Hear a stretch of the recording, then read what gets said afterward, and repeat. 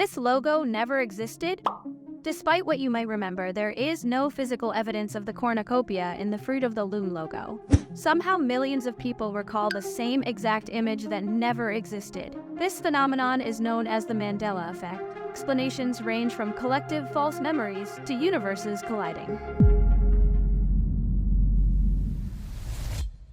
Maybe we're not crazy, because some residue still exists in old media. One piece of residue you may be aware of is the Flute of the Loon album by Frank West.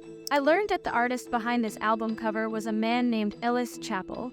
He still has a studio website, so I decided I would fill out his website form and see what he had to say. From Reed Chappell.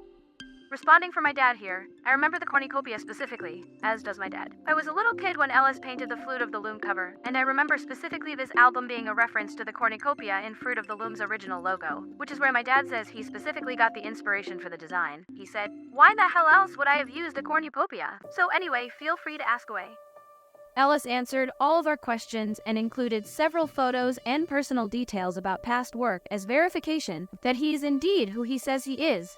I think I had a t-shirt with a Fruit of the Loom label that I looked at for the reference.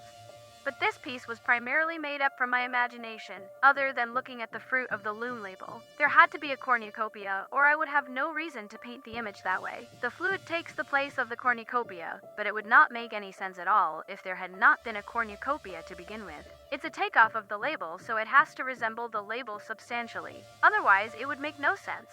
I think society takes it for granted that the flow of time from event to event is always concrete and simple, and that the past is something that happened which cannot change. Frankly, I'm confused by what's going on with this album cover, seeming to prove something which also seems to have been factually denied. Please let me know what you remember. Thanks for watching.